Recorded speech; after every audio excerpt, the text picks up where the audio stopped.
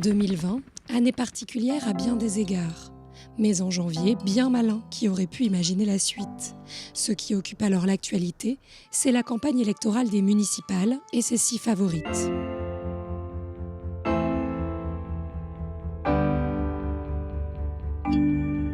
À Nantes, qui, pour succéder à la maire socialiste Johanna Rolland, aux commandes de la ville depuis 6 ans, elle-même ou l'un des 8 autres candidats déclarés. Quelle priorité pour ce mandat ? C'est dans le cadre de ce scrutin que le quotidien régional Presse Océan lance une initiative inédite, faire travailler pendant 6 semaines un panel de 40 lecteurs sur différentes propositions à soumettre au futur édile.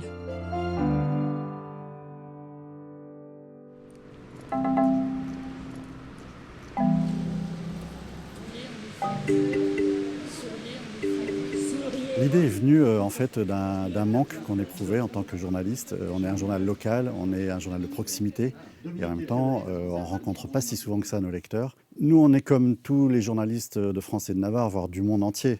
On est sur la sellette, on nous demande des comptes. Les lecteurs, le public en général demande aux journalistes d'expliquer comment ils travaillent et c'est tout à fait normal. On dit le 4e pouvoir. Un pouvoir, ça ne va pas sans contre-pouvoir. On n'a pas à accepter toutes les critiques. Il y en a beaucoup qui sont très injustes, mais il y en a souvent qui sont vraies et dont il faut tenir compte. Alors, en tout cas, c'est ça qu'on veut entretenir, c'est cette capacité à entendre aussi ce qu'on nous dit. Bonjour.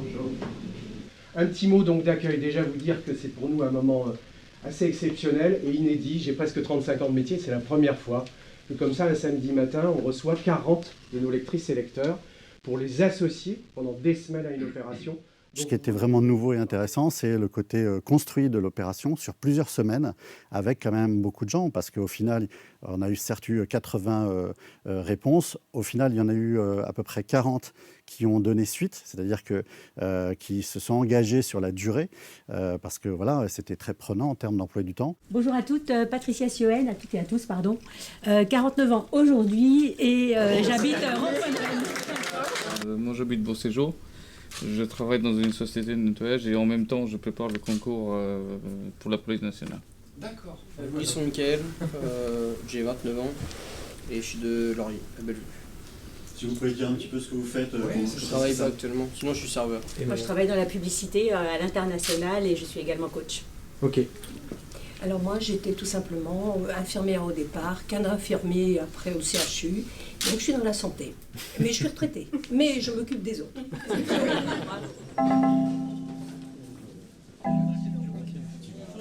Toute la rédaction, sauf le service des sports qui est à l'étage au-dessus, qui était dans...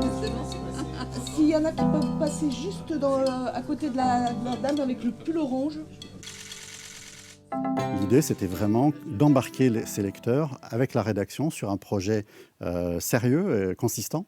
Et l'idée, c'était que ça débouche sur des propositions notamment. Qu'on puisse remettre ces propositions en fait au maire élu en lui disant, voilà, bon, bah, maintenant vous êtes au pouvoir, dites-nous ce que vous faites de ça.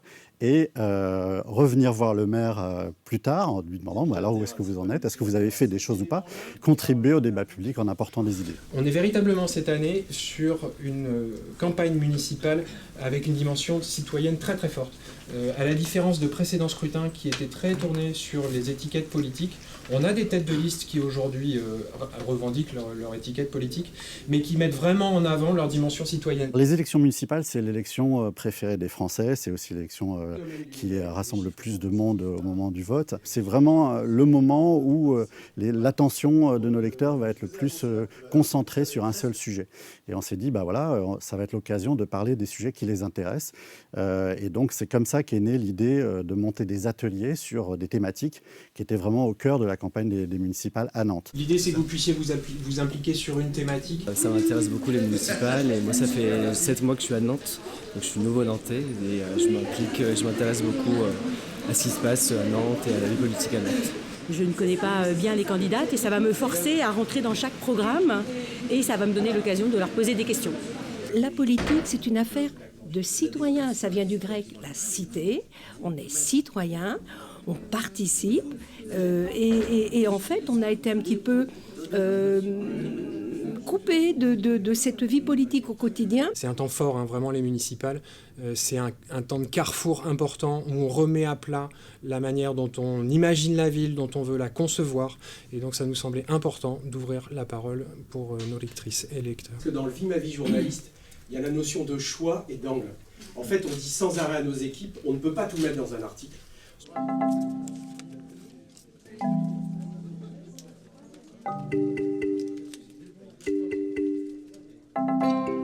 Sur le choix des thématiques, c'est là qu'effectivement on a fait un choix journalistique. On a dit voilà, nous, on souhaiterait mettre l'accent sur, on va dire, les thèmes qui sont vraiment au cœur de la campagne électorale au municipal de Nantes.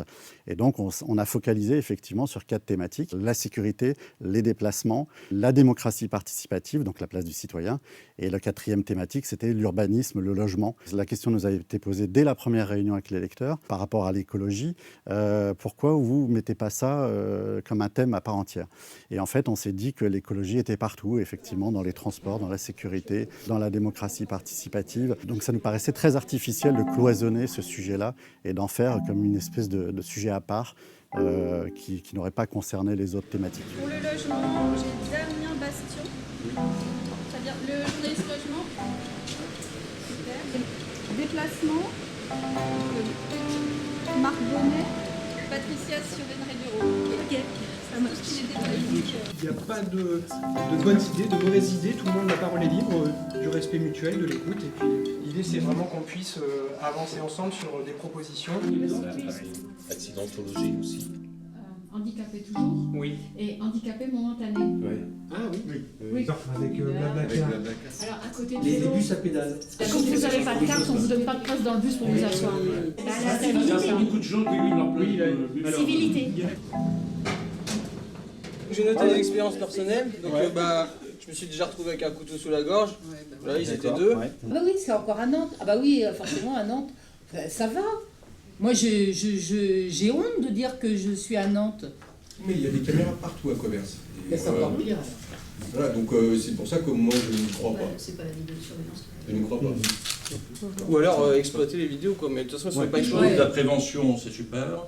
Moi, j'ai le sentiment que ça fait 40 ans qu'on fait beaucoup de prévention. J'aimerais bien connaître le bilan économique de tout ça, voir les milliards qui ont été dépensés et pour quels résultats.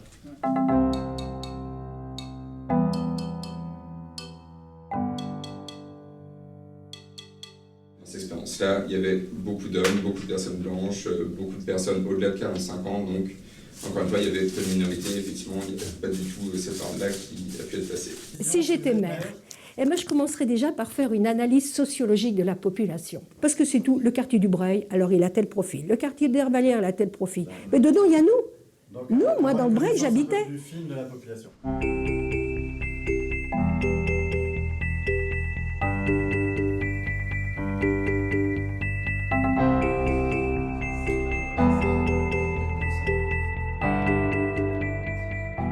Et on peut pas, par exemple, si un citoyen filme, il l'envoie directement au service de police, etc. Alors, Qu'est-ce que ça vous ne marche pas très bien, le partage des données, sauf sur les réseaux sociaux. ah oui, c'est public et ça peut être récupéré. Oui. Oui, c'est utile. Là, on a eu une ancienne commissaire de police qui est venue échanger avec nos lecteurs. Et elle a bien vu qu'il y avait une méconnaissance, notamment du fonctionnement des institutions, la police municipale, la police nationale, la gendarmerie, la justice, le rôle des uns et des autres, le maire, le ministre de l'Intérieur, tout ça, c'était pas forcément très clair. Et donc, il a fallu apporter un certain nombre d'explications, mais c'est notre rôle. Le virage de la densification, il a quand même été pris à Nantes depuis quelques années. Toute la politique des dents creuses, tout ça, ça existe quand même. C'est votre position. Moi, c'est pas ce que je constate sur les chiffres. On a une baisse de la construction ces dernières années. Moi, ce que je constate, c'est que le Plume, qui a 2 ans, vient plutôt réduire un certain nombre de types de densification, notamment la micro-densification, ce qu'on appelle le BIMBI, c'est-à-dire venir insérer des logements dans des parcelles. Il connaît peut-être un peu mieux l'institution en elle-même, déjà, la ville, les décideurs, etc. Donc il nous aide à mieux percevoir le cheminement de la prise de décision. Et puis il nous apporte des chiffres aussi, qu'on ne connaît pas ou pas assez, ou qu'on n'imagine pas aussi importants. Les mesures entendables, c'est des choses qui peuvent se traduire en actes réels assez facilement. Par exemple, le benne à ordures électrique. Tarification du stationnement dans toute la métropole, je ne sais pas si on peut le faire. La question des riverains est importante, la question de l'usage libre de l'automobile est en jeu. C'est à prendre avec des pincettes, c'est pour ça qu'on a mis un point d'interrogation. Moi, mon idée, c'était que pour la sécurité des vélos, je pense qu'il était important qu'ils portent un casque, un gilet jaune, et qu'on verbalise plus quand ils n'ont pas leur lumière. Et en fait, apparemment, il y a eu des études qui montrent que la contrainte va rebuter certains, donc il y aura moins de gens à vélo.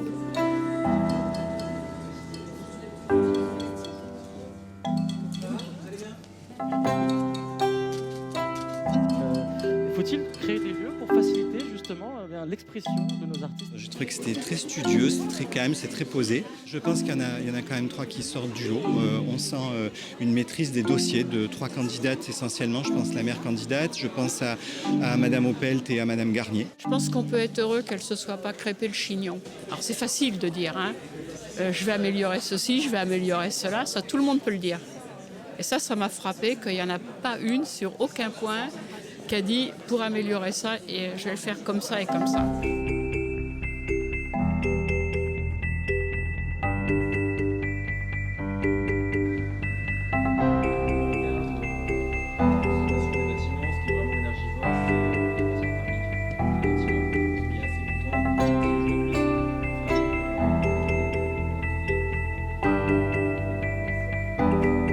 Dans les 4 ateliers, j'ai retenu qu'il y avait une notion de proximité qui était demandée par l'ensemble des administrés. Les gens ont l'impression d'être écoutés mais pas entendus et qu'il faut rapprocher donc les élus de la population. On a eu des échanges parfois assez virils aussi, on n'est pas d'accord sur tout, mais c'était très constructif. Je ne sais pas ce que tu en penses, mais c'était très constructif. Voilà. On a bien senti que sur des sujets comme la sécurité, comme la démocratie participative notamment, il y avait beaucoup de débats et chacun a été capable d'écouter l'autre, de quelquefois bouger un peu sur ses lignes personnelles.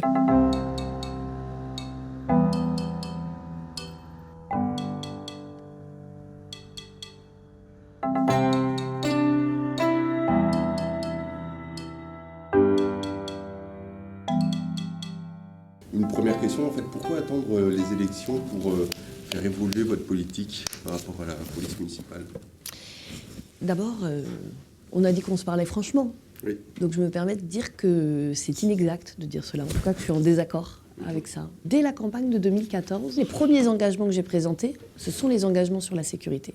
L'augmentation de 20% de la police municipale, la mise en place de la vidéoprotection, qui était un tabou jusqu'alors à Nantes, et l'ouverture de la maison de la tranquillité publique. Et que ces engagements que j'avais pris en 2014, on les a tenus. Alors le droit de pétition, j'étais moins sur ces sujets-là. Sur les grands projets... Pourquoi, Pardon ? Pourquoi Parce que c'est compliqué à mettre en œuvre, que je préfère travailler en amont avec des équipes citoyens, avec justement ce que je disais, un tirage au sort de représentativité totale des Nantais et Nantais. Il y en a un où j'ai écrit non, c'est proposer des vélos électriques en autopartage.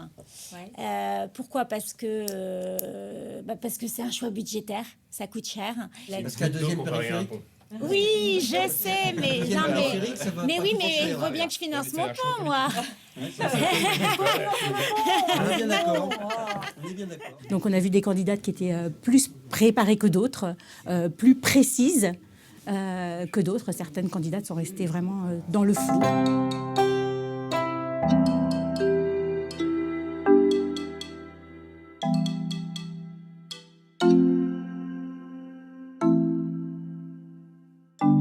Je ne me suis pas positionnée dans une optique de séduction, mais simplement de présentation du projet qu'on porte. Ce qui me fait plaisir, c'est qu'on a pu avoir des échanges réels, approfondis, sur la base d'un travail qui a été fait par chacun des groupes et qui est vraiment important. On sent aussi qu'il y a différents points de vue dans les groupes.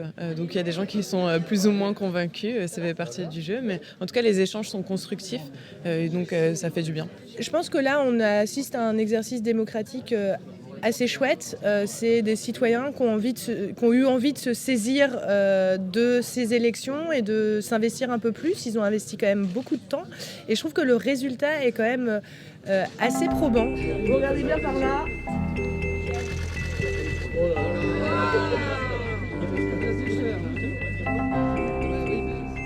Parmi elles, il y a la maire de Nantes. Alors on a l'impression de participer au débat et on espère que justement quand la maire sera élue, quelle qu'elle soit parmi les 6 candidates, eh bien, on aura l'occasion de rediscuter avec elle et de voir si on peut continuer cette discussion pour que peut-être d'autres propositions soient intégrées dans son action. C'est bien, on a trouvé un consensus, même avec des idées complètement à l'opposé.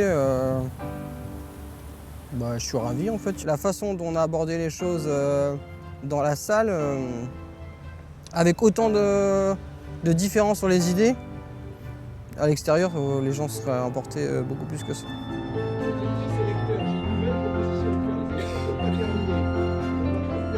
On est resté en contact avec eux, la plupart d'entre eux, depuis le début de l'opération.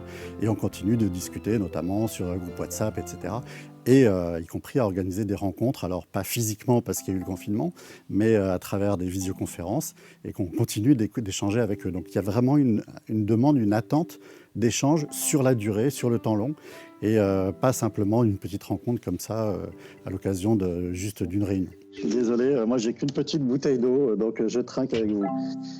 Merci à vous et bonne fin de soirée. Merci d'avoir été présent.